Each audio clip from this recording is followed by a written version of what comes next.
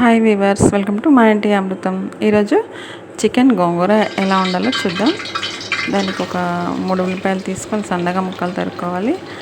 అలాగే 2 గరిటెల ఆయిల్ వేసి ఉల్లిపాయలు బాగా వేగనివ్వాలి నూనెలో.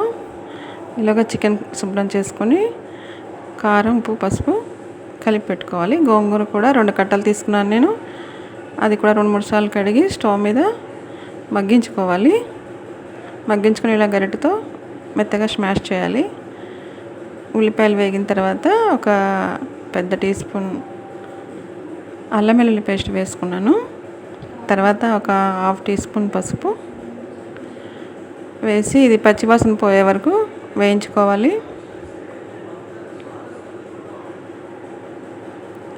ఇలా బాగా వేగిన తర్వాత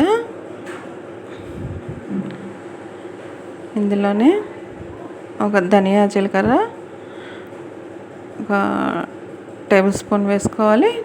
నెక్స్ట్ గరం మసాలా ఒక టీ స్పూన్, కారం తగినంత మనం తీసుకునే కూరని బట్టి వేసుకోవాలి. ఇప్పుడు ఇవి కూడా బాగా వేగించాలి. గోంగూర పులుపు చూసుకొని మనకి ఎంతగా అవసరమైతే అంత వేసుకోవాలి. తర్వాత ఉప్పు, ఆల్రెడీ నేను చికెన్లో ఉప్పు వేసాను, అందుకని ఒకటే స్పూన్ వేసుకున్నాను.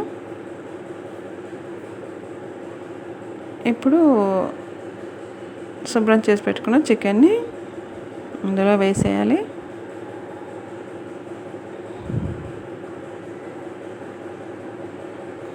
మనం చికెన్ ఎంత తీసుకున్న దాన్ని బట్టి గోంగూర వేసుకోవాలి. ఒక్కొక్క గోంగూర చాలా పుల్లగా ఉంటుంది కదా, చూసి వేసుకోవాలి. అందుకే ఇప్పుడు ఈ మగ్గించి పెట్టుకున్న గోంగూరని గరిటెతో ఇలా మెత్తగా చేసి చికెన్ కర్రీలో వేసుకోవాలి.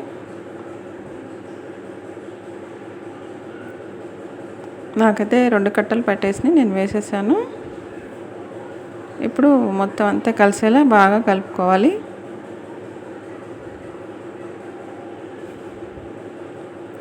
ఇలా కలిపి కొంచెంసేపు మూత పెట్టి ఉంచుకోవాలి. అలాగే ఒక 2-3 పచ్చిమిర్చి కూడా వేసుకున్నాం. ఇది బాగా మగ్గాలి. మధ్య మధ్యలో ఇలా కలుపుతూ ఉండాలి. ఇదంతా బాగా మగ్గి, ఎంత బాగా మగ్గితే ఆ కూర అంత టేస్ట్గా ఉంటుంది. ఇప్పుడు ఇలా ఆయిల్ పైకి తేలుతున్నప్పుడు నీళ్ళు పోయాలి. 1 గ్లాస్ వాటర్ వేసాను నేను.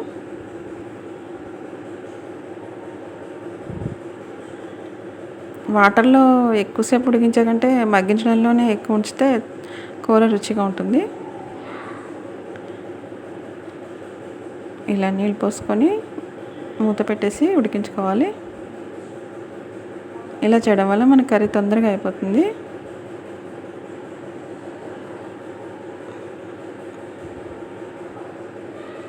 ఇలా ఒకసారి మొత్తం అంతా కలుపుకొని ఉప్పు అది చూసుకొని కొంచెం సరిపోకపోతే ఉప్పు వేసుకోవాలి.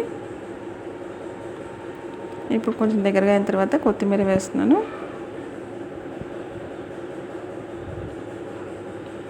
మరి కొంచెం సేపు ఉంచుదాం కొత్తిమీర వేసి. ఇది చాలా రుచిగా ఉంటుంది. ఇలా బాగా దగ్గరికి అవనివ్వాలి. ఇలా దగ్గరికి అయిన తర్వాత దించేసుకోవాలి.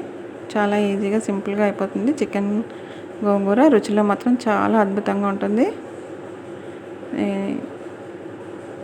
దించేస్తున్నాను. డిష్ అవుట్ చేశాను నేను ఇప్పుడు. ఇది బిర్యానీలోకి, వైట్ రైస్లోకి, అలాగే రోటీ, చపాతీ అన్నిట్లోకి చాలా చాలా సూపర్ కర్రీ ఇది. ఒకసారి ఇలా చేయండి, చాలా ఈజీగా సింపుల్గా అయిపోయాయి.